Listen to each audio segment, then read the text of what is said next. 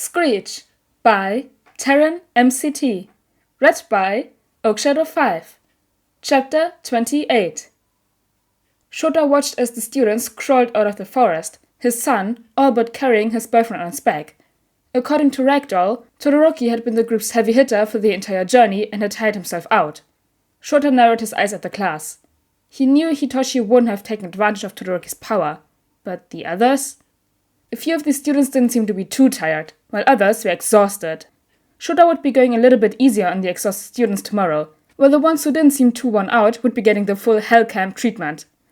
Hitoshi nearly collapsed under the weight of Todoroki as they all lined up in front of Shota, and he could see that Hitoshi's capture scarf was covered in dirt from Pixie Bob's creations. Good. As Shota was glaring at the 5 students who had decided that they could take it easy and coast by while others did all the work, Mendeley and Ragdoll got the kids settled at the tables for dinner. Tiger leaned over to Shota and in a quiet voice asked, "What are the names?" Shota grinned his manic grin. Tiger clearly saw the same thing in the students that Shota had. Hagakure, Sato, Uraka, Aoyama, and Ojiro. I really hope they've put a lot of thought into their excuses, since that will likely be on their expulsion paperwork if they don't shape up during camp. Tiger laughed and walked off. About an hour after the students had all gone to bed, Shota heard a knock at the door to his room. He got up to check, grabbing his scarf on the way, since no one should be coming to visit him at this hour, only to find 3 worried teens at his door: Hitoshi, Todoroki, and Kaminari. "Have you heard anything about Izu?" Kaminari asked as soon as the door was opened. Shota nodded and pulled out his phone to show the 3 boys the messages, one from Keigo and one from Hisashi. The one from Hisashi said Izuku had still been quiet after his 2-hour session with Inui, but had managed to ask for katsudon for dinner. He was slowly starting to come back to himself. The message from Keigo stated that Izuku wouldn't make his weekly promise to Keigo, not yet sure he'd be able to keep it, and refusing to break the promise. Kaminari had to wipe away a tear at that, while both Todoroki and Hitoshi wrapped an arm around him. "Hey, I told you already, Izu's going to be okay. He doesn't have a choice," Hitoshi muttered. Kaminari nodded. "Yeah, I know. Gotta stay positive." "You 3 should go to sleep, especially you, Todoroki. Don't try to pretend you didn't get quirk exhaustion earlier," Shota lightly scolded, trying to lighten the mood for Kaminari. Accepting the change of subject, Todoroki narrowed his eyes and glared at no one. "If I wasn't doing the work of 6 people, I would have been fine. I still think you should have let Sato get hit a few times," Hitoshi said. "We all told him not to eat sugar, but he didn't listen." Kaminari scoffed. "What's Ojiro's excuse? His tail got bruised? Oh, I'm sorry. I'm just here, quirk totally useless against dirt monsters, swinging a staff and managed to talk Momo into making for me, while I simultaneously worry about my boyfriend. But go on, wax poetic about a bruised tail." Todoroki snorted at them both before yawning. "Go to bed, all of you." Morning rolled around and Shota was still exhausted, but luckily, Dad had given a few of them a few hours to relax in the morning. Ashido, Tokoyami, and Momo had gone up the forest challenge every bit as hard as Denki, Shoto, and Hitoshi had, so Dad had decided they could take it easier until lunch. Some of the students accused him of favoritism, up until he pointed out that Shoto still had quirk exhaustion from carrying them through the forest.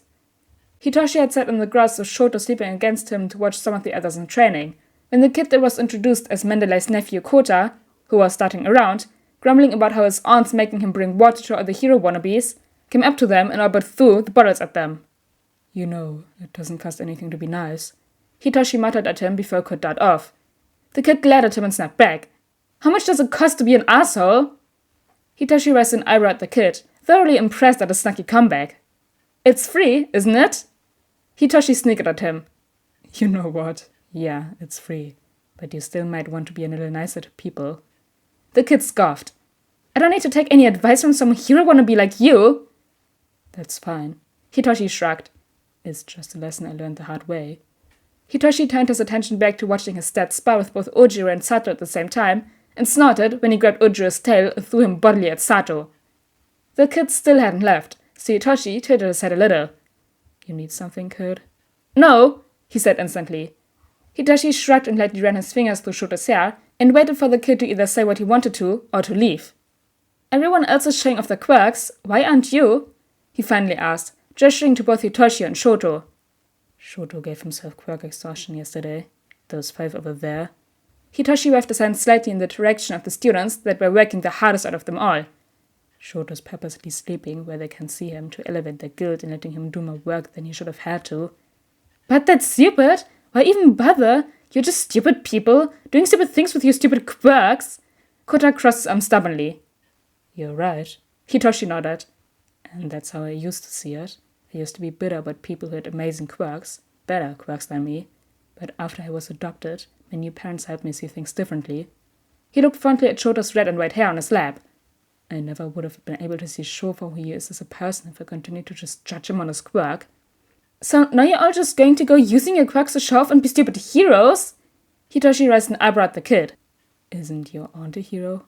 I thought I heard Mandalay introduce you as a nephew. The kid huffed and averted his eyes. I think I remember my dad talking about how she lost a family member a while back. I'm guessing your parents were also heroes? Kota scolded him again. Water hose? And they got themselves killed showing off? They thought that was more important than coming home? Hitoshi nodded. I can see how you feel that way, so I'm not going to try to change your mind. Fact is, they didn't manage to come home, no matter what else they were actually thinking, no matter how many other people they saved. It's one of the hardest things about being both a hero and a parent. There's always the risk that you won't make it home to your kid. Kota was quiet, but still scowling at Hitoshi. You say that as if you know it, he finally said. I do. I almost didn't get adopted because both of my new parents are heroes. They were worried about what would happen to me if they didn't make it home from patrol. What happened to your old parents? Kota asked. Hitoshi shrugged. I don't remember. I was told from as far back as I can remember that I have a bad quirk, and I was abandoned to the system. Did my parents actually abandon me? Did they die? I don't know, but the system abused me pretty bad. My dad is the one who saved me. He took me home, not trusting anyone else to treat me like a person. He and my pops got really attached and decided to let me decide if I wanted to be adopted or not. Kota sat down next to Hitoshi and was glaring at his hands. But they still go out? They're still heroes? Hitoshi nodded. Yeah, I'm not the first kid my dad saved, and I wasn't the last either. Both of my parents saved people, and I've seen some of the people they save. My brother, in fact, is the latest kid my dad saved. He's still being saved, actually. Hitoshi smiled wryly at the kid. Izu was supposed to be here for the camp, but something happened. Recovery isn't linear, and his mental health took a few steps back. But he's going to be fine. He's got a huge support system now. The kid sat there quietly, seeming to think over what Hitoshi had said. Izuka had been having daily sessions with Inui for a few days now, and the sessions were a minimum of 2 hours each. The first few days were really hard, and Izuku had been sure he had completely broken. He was sure there was no coming back from that, and after freezing up at the mall, he would never be able to continue in hero training. Well, to be honest, he didn't think he'd really live long enough to recover. Inui had said something interesting today. Knowing that Hisashi was taking him to the radio station today, Inui had suggested listening to sad songs. It felt a little counterintuitive to Izuku, but Inui said that there was a reason people liked to listen to music that matched their moods. There was a song that he had suggested to Izuku, a pre-quirk song, Broken Heart of Gold by 1OK Rock. Hisashi had heard of the song, so when they were at the station, he had put it up for Izuku to listen to. There were so many parts that just resonated with him, and he understood what Inui had said after listening to it. Sometimes I just wanna quit. Come my life, I'm done with it. When it feels too painful. Sometimes I just wanna say I love myself, but not today. When it feels too painful. That's how he's been feeling for a long time, but it just got worse. Too painful. But that line, I love myself but not today, it just hit different.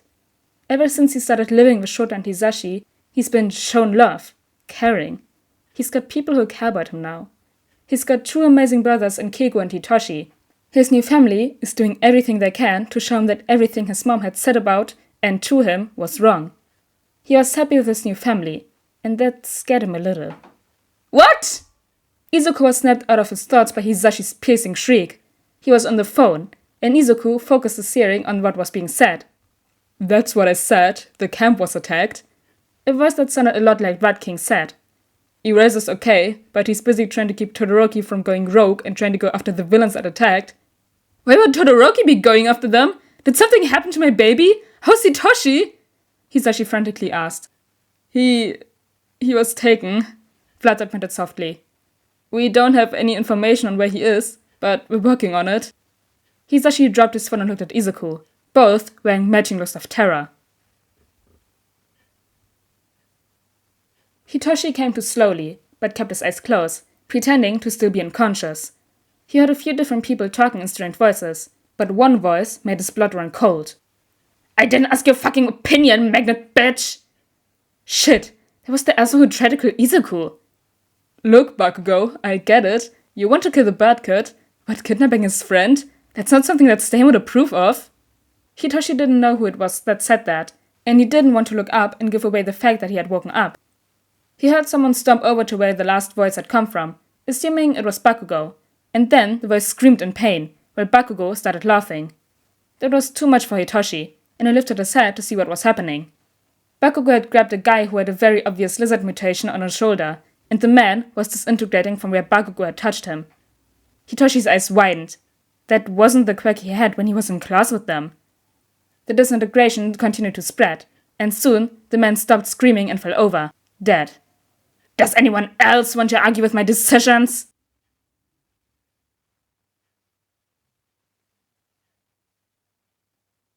Oh my gosh, no, Hitoshi got kidnapped. Todoroki and Izuku are going to go on a rampage. As I hope the music was easy to understand. I didn't really want to try singing, but I hope it worked like this with the video in the background. But anyways, guys, I hope you all enjoyed chapter 28 of Screech, and I'll see you all next time. Bye!